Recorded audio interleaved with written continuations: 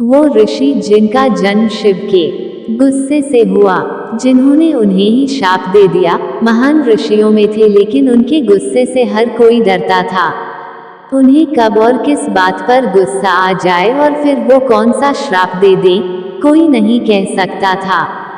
यहाँ तक कि वो उन्हें पैदा करने वाले भगवान शिव को ही अपना श्राप दे डाला। चूंकि ऋषि दुर्वासा शिव के गुस्से की वजह से पैदा हुए थे, इसलिए उन्हें शिव जी का रूप भी माना जाता है। वो खुद शिव के बहुत बड़े भक्त थे।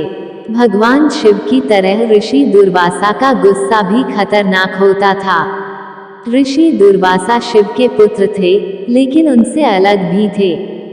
भगवान शिव को मनाना जितना आसान था, ऋषि दुर्वासा को मनाना, खुश करना उतना ही कठिन। हालांकि दोनों का गुस्सा एक जैसा तेज। ऋषि दुर्वासा का क्रोध इतना तेज था जो कई बार उनके लिए भी घातक हो जाता था। क्रोध के चलते दुर्वासा किसी भी को दंड, श्राप दे दिया करते थे। उनके क्रोध से राजा, देवी देवता, दैत्य, असुर कोई भी अछूता नहीं था। वैसे उनके जैविक पिता और माता अत्रि और अनसुया को माना जाता है। ब्रह्मानंद पुराण के अध्याय 44 के अनुसार ब्रह्मा और शिव में एक बार झगड़ा हुआ। शिव बहुत गुस्से में आ गए। डर से सभी देवी देवता छिप गए। उससे परेशान पार्वती जी ने शिव से कहा कि उनके गुस्से के चलते उनके साथ रहना मुश्किल है। भगवान शिव को भी अपनी गलती का एहसास हुआ। उन्होंने तय किया कि वो अपने गुस्से को ऋषि अत्रि की पत्नी अनसुया के अंदर संचित कर देंगे। देवी अनसुया के अंदर शिव के इस भाग से एक बच्चे का जन्म होता है, जिसका नाम दुर्वासा होता है। शिव के गुस्से से जन्मे ऋषि दुर्वासा का स्वभाव उन्हीं की तरह बहुत गुस्से वाला और चिड़चिड़ा था। एक अन्य कथा के अनुसार महर्षि अत्रि और उनकी पत्नी अनसुया को कोई संतान नहीं थी। तब ब्रह्मा जी कहते पर संतान प्राप्ति के लिए दोनों ने ऋक्षिकुल पर्वत पर त्रिदेव की कड़ी तपस्या की।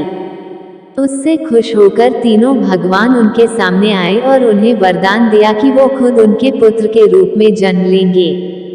तब फिर ब्रह्मा जी के रूप में सोम, विष्णु जी के रूप में दत्त और शिव जी के रूप में दुर्वासा जी का जन्म हुआ।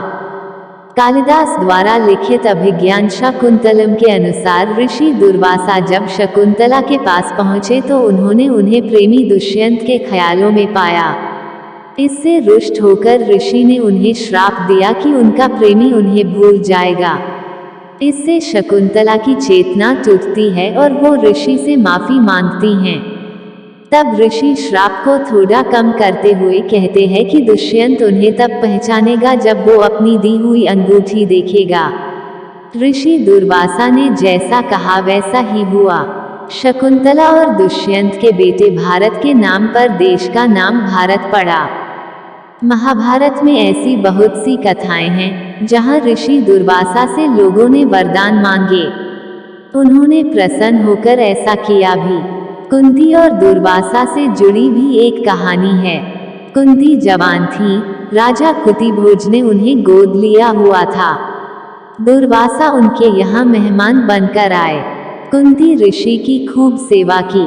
ऋषि दुर्वासा खुश हुए।